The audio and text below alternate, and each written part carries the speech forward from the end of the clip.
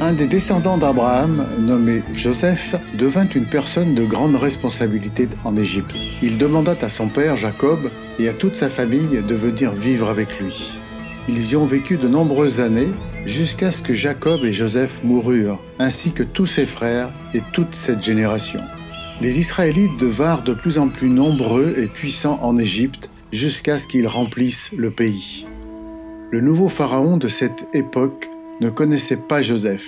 Il était si effrayé par le nombre croissant d'Israélites qu'il dit à son peuple : « Il faut que nous trouvions un bon moyen pour empêcher les Israélites de grandir. Sinon, s'il y a une guerre, ils pourront s'unir à nos ennemis et ils lutteront contre nous et ils abandonneront notre pays. » Il a donc ordonné qu'on écrase le peuple d'Israël par des travaux forcés. Cependant, plus les Égyptiens ajoutaient à leur humiliation et les épuisaient, plus ils devenaient nombreux. Les Égyptiens eurent peur d'eux, alors ils les ont réduits en esclavage et ont été plus durs avec eux jusqu'à ce qu'ils soient complètement misérables. Pharaon a également donné cet ordre aux sages-femmes. Quand les femmes des Hébreux accouchent, si c'est un garçon, tuez-le, mais si c'est une fille, laissez-la vivre.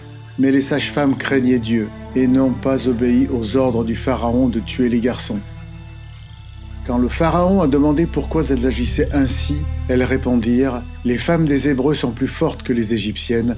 Avant que la sage-femme arrive, elles ont déjà accouché. » Le Pharaon ordonna donc à son peuple de jeter tous les garçons nés chez les Hébreux dans le Nil. Il y avait une femme israélite qui ne pouvait pas jeter son fils dans le Nil. Alors, elle l'a caché pendant 3 mois. Quand elle ne savait plus le cacher, elle le plaça dans un panier et le posa sur le Nil. La sœur de l'enfant resta un peu plus loin pour voir ce qui se passerait. La fille du Pharaon se baignait dans le Nil avec ses servantes. Elle aperçut le panier lorsqu'elle l'ouvrit et elle réalisa que le bébé était un Hébreu issu du peuple de Dieu. La sœur de l'enfant courut vers la princesse et dit : « Voulez-vous que je trouve une femme pour allaiter l'enfant ?» La princesse répondit : « Va. » La jeune fille a donc appelé sa mère, qui était la mère du bébé.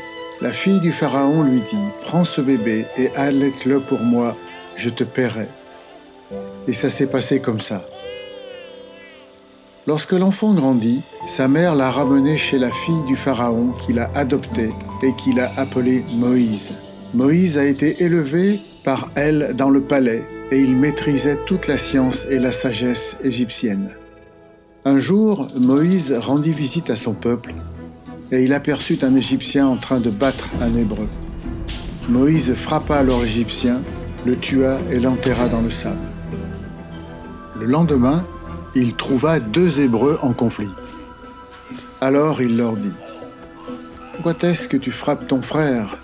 Alors l'un d'eux répondit : « Qui t'a nommé chef pour nous juger ? Est-ce que tu as l'intention de nous tuer comme tu as tué l'Égyptien hier ?» Moïse eut peur, car il réalisa que la nouvelle de son crime se propageait.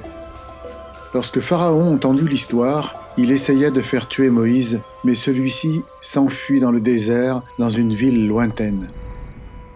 Il y rencontra un homme de Madian, épousa sa fille et travailla pour lui en tant que berger.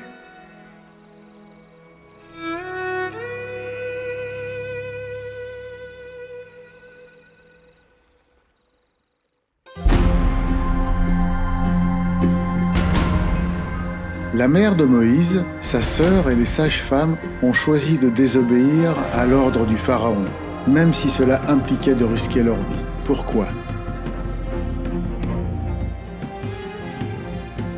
Qu'est-ce qui prouve que Moïse savait qu'il était d'origine israélite, bien qu'il avait été élevé dans le palais en tant que fils de Pharaon ?